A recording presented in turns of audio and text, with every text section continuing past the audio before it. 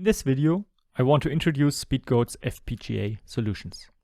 I will explain why using FPGAs can benefit your work and show you what Speedgoat FPGAs can do. Most importantly, I will show you how you can include FPGAs in your workflow. Finally, I will introduce how FPGAs work and what makes them so powerful. Speedgoat real-time test systems are equipped with powerful multi-core CPUs capable of handling most performance-demanding applications. For some applications, though, you may need to accelerate your algorithms and offload them from the CPU to an FPGA. For example, if you want to control highly dynamic systems, or you may want to access and process multiple high-bandwidth signals simultaneously at ultra-low latencies. Also, high-fidelity plant models may need to run on high-performance FPGAs. You may also use FPGAs as cost-effective deployment path for your final application on an ASIC. Now, let's have a look at what Speedgoat FPGAs can do. You can target them directly from your Simulink model, either by configuring an FPGA driver block and then simply hitting Run on Target, or with a programmable workflow using HDL Coder when you plan to run parts of your algorithms on the FPGA.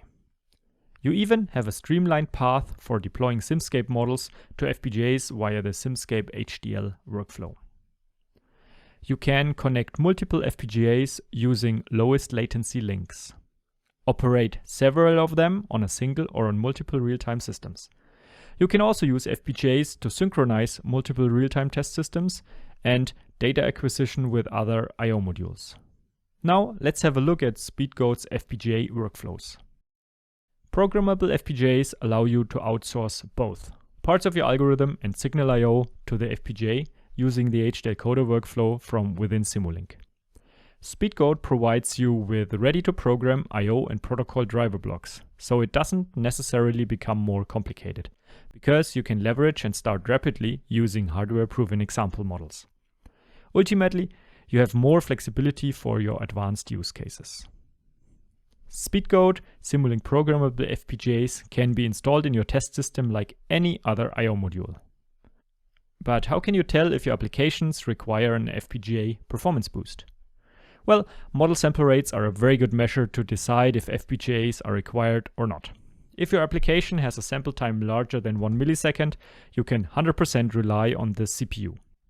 For sample times higher than 250 microseconds, we suggest checking for fast I/O modules. If you tackle shorter sample times, configurable I/O modules may be needed. Speedgoat will help you to qualify for that.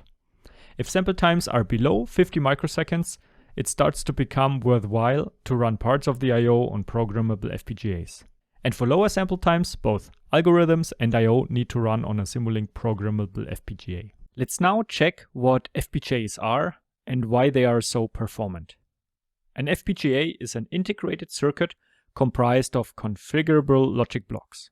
These blocks have dedicated functions, for example, on-chip RAM called block RAM to efficiently store specific data types, DSP slices that efficiently implement multipliers, lookup tables and flip-flops to implement logic functions, and IP blocks that are pre-verified building blocks to perform common tasks such as memory access. An FPGA is a piece of electronic hardware, and the term is an acronym for Field Programmable Gate Array, FPGA.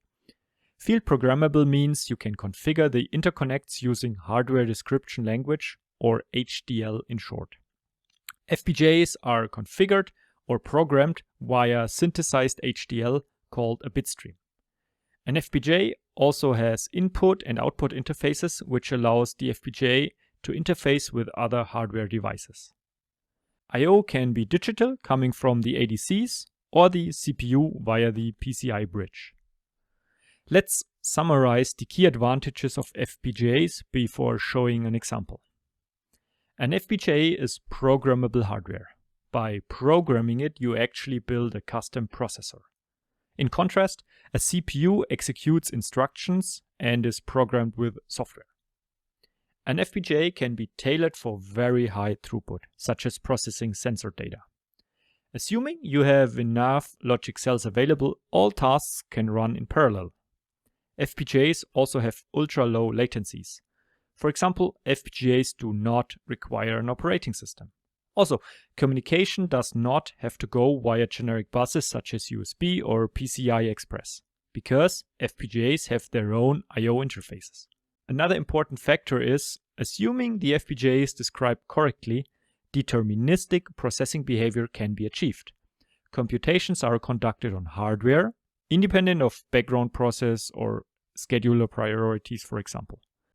Let's walk through an example and process a camera output. Simplistically speaking, a frame or an image is a grid of pixels. In our example, let's assume one with 8 by 8 pixels, and the algorithm conducts some processing steps on pixel level. Let's compare execution times qualitatively for different compute architectures.